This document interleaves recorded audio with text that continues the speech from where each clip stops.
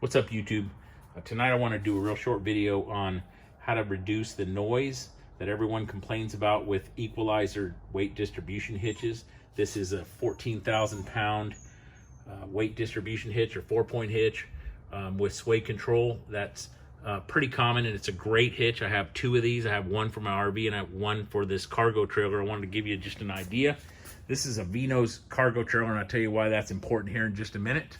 That is, it's an 18 foot, which is really about 20 some foot long, but it's got a pretty short tongue, and we'll get to that here in a second. So one of the things that I think that everybody refers to about noise and popping and grinding is there are several different points here that you want to focus on and that need to be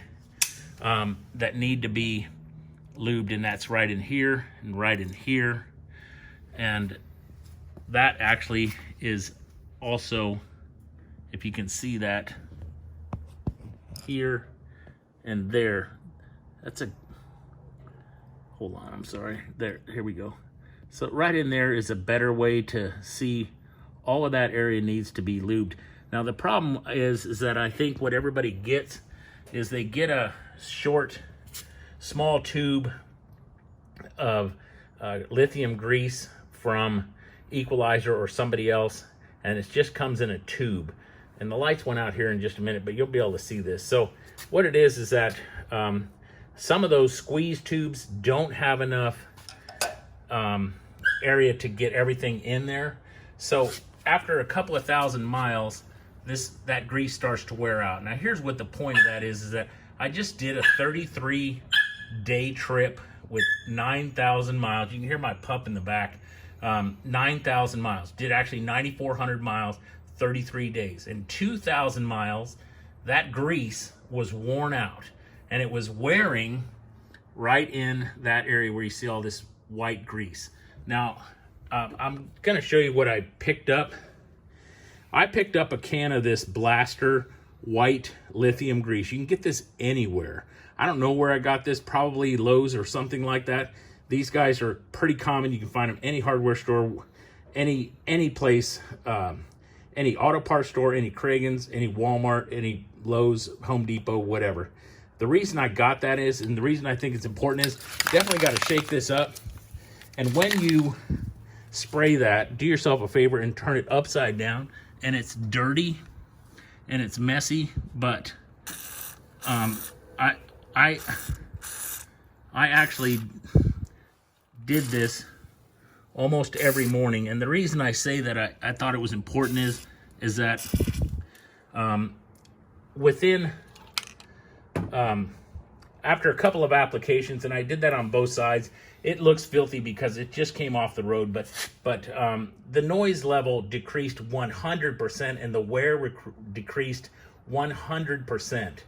And I did another 7,000 miles inside of a month after that. So I think that I'm a pretty good indication of what it's not like I'm just hooking this thing up, taking it down to the Good Sam RV park and calling it good. I'm a guy that actually uses this thing, and I believe in what I discovered. And I talked to Equalizer at length about this.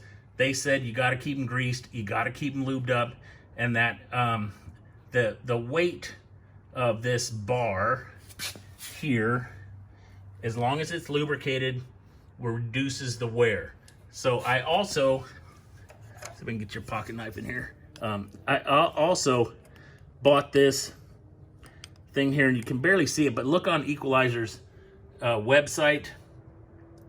That actually is just a plastic, a kind of a plastic holder. It runs your chains through and keeps them up off the ground. And then I also got, it's hard to tell, but I got this, which is new pins with these quick disconnect deals, because I didn't like the clevises. I had a clevis, and then all I put was, because I'm going so much all the time, I just put some tie wire around that stuff just to make it look good. Now this is probably the ugliest hitch you're gonna find, but I'll tell you what, it works. And here's what everybody on YouTube is saying: just buy these plastic little pieces to go down in here. That I don't believe that's the case. And the reason is that Personally, that needs to be dry. The reason is that when you're, it helps you with sway control. And if you look at that right here, it helps you with sway control. You need to have a lot of grease there, and in my opinion, none there, because when you've got trucks and semis passing you at 80 miles an hour, you need to have something that's holding on to this trailer. And I mean, I just got back here, and I just thought it was important.